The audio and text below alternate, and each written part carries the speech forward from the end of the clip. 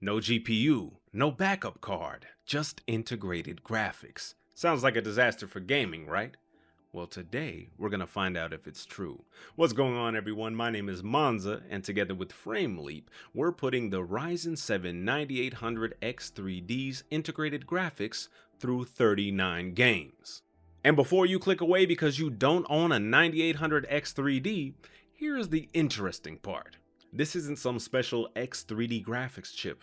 It's the same tiny RDNA 2 iGPU AMD includes in almost every non-G desktop AM5 Ryzen processor, from the Ryzen 5 all the way up to the Ryzen 9. So if you're using one of those CPUs, these results apply to your system too. We start at 720p and target at least 30 frames per second. If a game reaches that target, we move up to 1080p. And with 39 games from different generations and engines, we should get a pretty good idea of what this iGPU is actually capable of. Let's start with Ubisoft. Here we have the entire Assassin's Creed RPG trilogy. Well, trilogy plus Mirage. And it's interesting to see how performance changes despite all these games being built on essentially the same technology. Starting with Assassin's Creed Origins, we're already getting pretty close to our target. At 720p and low settings, the game runs at around 30 to 35 FPS, and with aggressive resolution scaling we're seeing 40 to 50 FPS, with peaks up to 60 in lighter areas. Exploring Egypt at over 30 FPS and even reaching 50 FPS with resolution scaling makes Origins one of the few open world games that feels genuinely playable on this hardware. Moving to Assassin's Creed Odyssey, things become a lot heavier. At native 720p, we're only seeing around 20 to 25 FPS. Reducing the internal resolution to 50% helps, but only enough to reach around 25 FPS while sailing and roughly 26 to 30 FPS inside cities. It's just enough to brush against our 30 FPS target. But it's clear Odyssey is significantly more demanding than Origins, despite arriving only a year later. Then we get to Assassin's Creed Valhalla and Mirage. Both games feature FSR, but unfortunately, it's not enough. Even with FSR performance or ultra performance, we're still hovering in the low 20s. This pretty much shows the limits of the integrated graphics. The older Anvil games remain surprisingly playable. But once Ubisoft started targeting current generation consoles and increasing world complexity, the tiny iGPU simply ran out of horsepower. Ubisoft's Disrupt engine tells a slightly different story. The original Watch Dogs runs surprisingly well. At 720p with low settings and anti-aliasing disabled, we're getting between 33 and 40 FPS throughout the city. For a game that was once considered incredibly demanding on PC, that's actually a great result. Driving through Chicago feels surprisingly smooth, and we got our 30 FPS target without relying on any kind of upscaling. Watch Dogs 2 is naturally more demanding, but it's still surprisingly close to our target. At native resolution, we're seeing around 26 to 30 FPS. Enabling TAA actually improves performance to around 35 to 40 FPS, and dropping pixel density to 50% pushes it further to roughly 40 to 45 FPS. For such large, detailed open-world games, these are surprisingly respectable results. It also shows that Ubisoft's older open-world engines generally scale much better than their latest releases.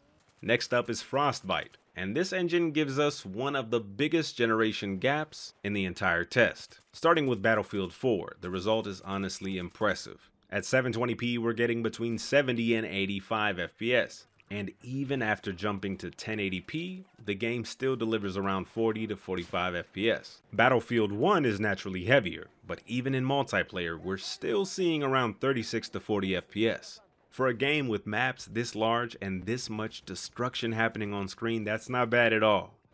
Then we launch Battlefield 6. Suddenly we're down to just 17 to 23 FPS, and changing FSR presets doesn't improve performance at all. The funny thing is that enemy visibility in Battlefield 6 is already questionable sometimes, and with FSR running at these extremely low resolutions, spotting enemies becomes even harder. If Battlefield 4 proves how scalable Frostbite used to be, Battlefield 6 shows just how demanding modern versions of the engine have become. Unfortunately, this is where modern AAA gaming hits a wall. No amount of FSR can save us when the GPU simply doesn't have enough raw horsepower. But let's go back to 2014 for a moment. Dragon Age Inquisition is another example of how well older Frostbite titles scale. At 720p, we're getting an incredible 90 to 100 FPS. Since that's well beyond our 30 FPS target, it's an easy decision to move up to 1080p. Even there, the game averages around 40 to 50 FPS, with occasional dips to about 35 FPS in heavier scenes. Need for Speed 2015 also performs surprisingly well, sitting around 30 to 35 FPS at 720p. Considering the amount of post-processing and weather effects in this game, that's a respectable result. Next up is Rockstar's Rage engine. Rockstar has spent years refining this engine, and it's become known for delivering impressive visuals while still scaling well across a wide range of hardware. Let's start with Red Dead Redemption, and we get an excellent 70 to 80 FPS at 720p.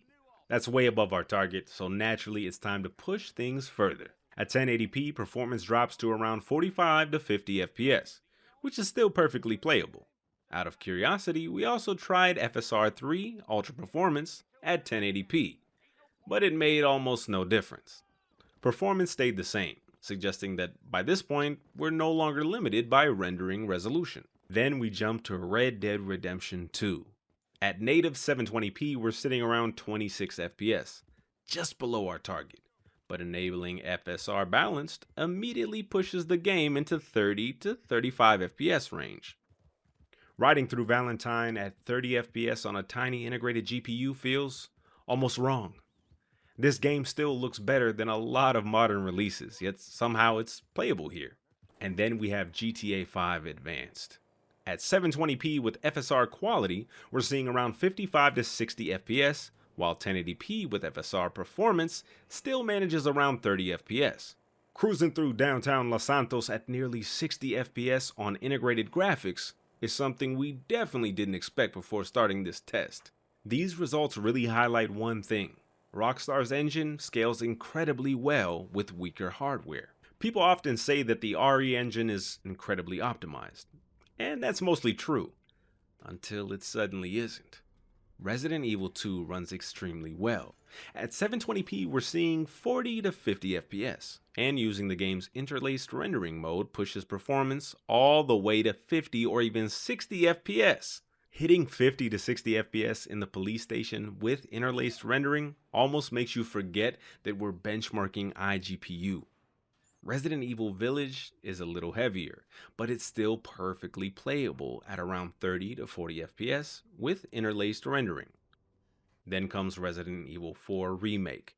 Even with FSR performance and Ultra Performance, we're only getting around 20 to 30 FPS. And interestingly, changing the FSR preset barely changes performance at all. Onimusha Way of the Sword demo continues the downward trend. Even with FSR Ultra Performance enabled, we're only seeing around 16 to 20 FPS, which isn't playable, but it's still far better than the next game. And finally, Dragon's Dogma 2 completely breaks the illusion. Even with FSR Ultra Performance enabled, we're looking at just 3 to 6 FPS. This isn't a settings problem anymore. This isn't something FSR or lower graphics settings can fix. The iGPU simply doesn't have enough graphics horsepower for a game this demanding. This is a perfect example of why the engine itself doesn't determine performance. Resident Evil 2 can run at 60 FPS on this iGPU. Onimusha struggles in the high teens, and Dragon's Dogma 2 barely reaches 5 frames per second. RE engine clearly scales extremely well, but modern developers are also asking much more from it than they did a few years ago. Modern Sony ports are absolutely brutal on this little GPU. God of War sits around 20 FPS. Even dropping all the way to FSR Ultra Performance doesn't improve things, and combat sections remain in the high teens to low 20s. This is another example of a game that simply doesn't benefit from aggressive upscaling. Ghost of Tsushima struggles between 15 and 23 FPS, regardless of which FSR preset we use, and even shows flashing visual artifacts throughout gameplay. It's a shame, because even at these low settings, the game still looks beautiful, but between the low frame rate and the constant rendering artifacts, it's simply not an enjoyable experience. Death Stranding turns out to be another game where FSR simply refuses to help. At 720p, we're seeing around 18 to 23 FPS with FSR quality, and even after switching all the way to ultra performance, performance barely changes, hovering around 20 to 23 FPS. Again, this is a sign we're running into limitations beyond simple rendering resolution. The Decima engine simply has other bottlenecks on this tiny integrated GPU, and lowering the internal resolution doesn't buy us any meaningful extra performance. Marvel's Spider-Man 2 manages only around 13 to 15 FPS. No matter what FSR settings we tried, the game never came close to being playable. Swinging through New York should feel fast and fluid, but at these frame rates, it's more of a slideshow than a superhero experience. Helldivers 2 ends up being one of the few exceptions in this entire benchmark. At 720p with FSR quality, we're getting around 23 to 25 FPS, which isn't ideal. But switching all the way to FSR Ultra Performance boosts the game into 35 to 40 FPS range. The image quality definitely takes a hit, but unlike many of the other games in this test, Helldivers 2 actually benefits from more aggressive upscaling and becomes genuinely playable. Uncharted 4 ends up being the only real bright spot among Sony's single-player ports, delivering around 30 FPS at 720p with FSR quality, while still looking surprisingly good. Even during the game's high-speed chase sequences, this tiny iGPU manages to hold a mostly playable frame rate, which is honestly quite impressive. Strangely, switching to a more aggressive FSR preset actually lowers performance and significantly hurts image quality. FSR is supposed to give us free performance, but here it somehow manages to make the image look worse without making the game faster. Hitman 3, aka Hitman World of Assassination, performs surprisingly well. At 720p with FSR balanced, we're getting around 35 FPS, and even higher frame rates indoors. And another reminder that good engine optimization still matters. Then we have 007 First Light, and this game completely destroys our little iGPU. Even with FSR performance and low settings, we're looking at just 6 to 8 FPS. The jump from Hitman 3 to 007 First Light is absolutely massive, and once again proves that an engine name alone tells you almost nothing about performance. Yes, 007 features a few larger environments and more ambitious set pieces, but for most of the gameplay it doesn't look dramatically better than Hitman 3. Yet despite the fairly modest visual leap, its hardware requirements are on an entirely different level. It's a good reminder that visual quality alone doesn't determine performance. Unreal Engine continues to be one of the most unpredictable engines on PC. Starting with Batman Arkham Knight, we're seeing around 25 FPS at 720p using the lowest settings with anti-aliasing disabled. Considering the game's age, that's just a little lower than we expected. But it's still close enough to our 30 FPS target to be playable with a few compromises. Moving to Star Wars Jedi Fallen Order, performance remains in a very similar range, at around 25 to 30 FPS. The game occasionally reaches our target, but heavier areas and combat encounters quickly remind us just how little graphics horsepower we're working with. Then we have the recent Gothic 1 remake. Even with FSR Ultra performance and the lowest settings possible, we're only getting around 15 FPS. That's a huge jump in hardware requirements compared to the older Unreal Engine games, and another reminder of how much more demanding modern Unreal Engine 5 titles have become. Older Unreal Engine games can still be enjoyable on this tiny iGPU. The latest Unreal Engine 5 releases? Not so much. Nanite, Lumen, and the sheer complexity of modern assets are simply too much for this tiny graphics solution. Counter-Strike 2 may be a significant visual upgrade over original Counter-Strike Global Offense, but Valve clearly didn't forget about lower-end hardware. At 720p with FSR performance, we're getting around 70 to 90 FPS. Even at 1080p, the game remains completely playable at around 50 to 60 FPS. So if your dedicated GPU dies and all you need is a few competitive matches while waiting for a replacement, this little iGPU has you covered. Overwatch 2 also performs well.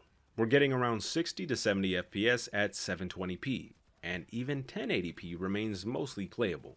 At these frame rates, Overwatch 2 is exactly the kind of game the 9800X3D's integrated graphics can comfortably handle. Rainbow Six Siege also manages around 60 FPS. although strange frame time spikes start appearing after extended play sessions. For competitive titles, this iGPU is honestly much better than we expected. Next up is CD Projekt Red's Red Engine.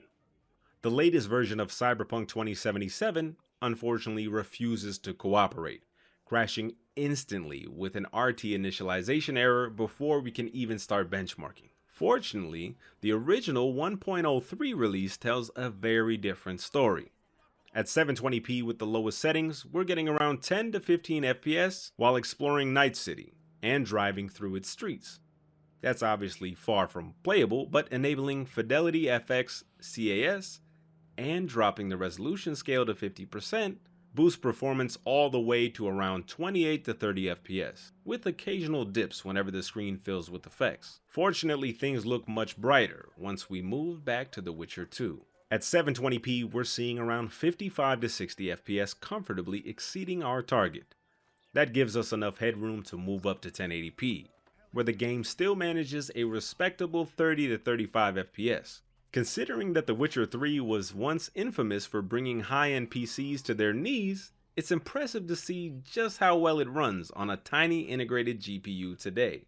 While the average frame rate is high, we still noticed occasional frame pacing issues, so the gameplay doesn't always feel as smooth as the FPS counter might suggest. Then we have The Witcher 3. For this benchmark, we decided to use the original 1.32 classic version.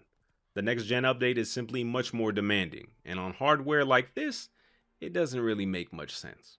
Even on the classic version, we're seeing around 25 to 30 FPS at 720p with low settings, and the experience still isn't completely smooth. While the average frame rate is close to our target, frame times are quite inconsistent, making the game feel less fluid than the FPS counter suggests. If you're curious just how much more demanding the next gen update really is, we actually have a dedicated optimization guide on the channel. Far Cry 3 on the Dunia engine performs brilliantly with over 90 FPS at 720p. That gives us plenty of headroom to move up to 1080p, where the game still delivers around 45 FPS. Kingdom Come Deliverance also comes remarkably close to our target, averaging around 28 to 30 FPS in open areas. Considering the game's dense forests, long draw distances, and simulation-heavy open world, that's a respectable result. It won't be the smoothest experience, but it's certainly playable if you're willing to accept a few compromises.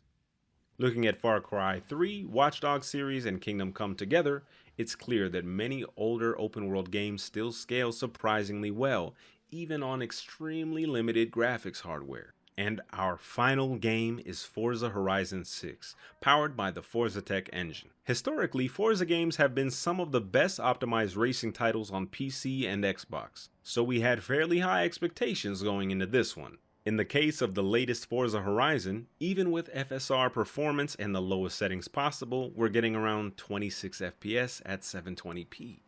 That's a bit frustrating because we're so close to our 30 FPS target.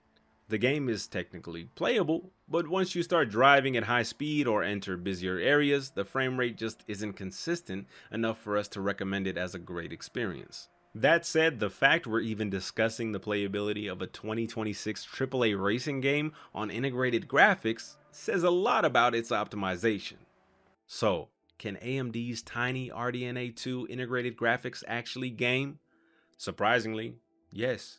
Older games? Many of them are perfectly playable at 7020p, and even some at 1080p. Esports titles? No problem. Modern AAA games? Some can reach a playable experience with the right settings, while others are simply too demanding. But honestly, raw gaming performance isn't why this iGPU exists. It's there as a backup, something that lets you troubleshoot your PC, survive while waiting for a new graphics card, or simply keep gaming if your GPU suddenly dies. And after testing 39 games across a wide range of engines and generations, we'd say it does that job surprisingly well. No, it won't replace a dedicated graphics card, but if your GPU dies tomorrow, it's nice to know that your GPU can still keep you in the game. If you enjoyed this benchmark or found it useful, don't forget to leave a like and subscribe for more optimization guides, benchmarks, and PC hardware testing. Thank you for watching this collaboration with Monza and FrameLeap. We'll see you in the next video.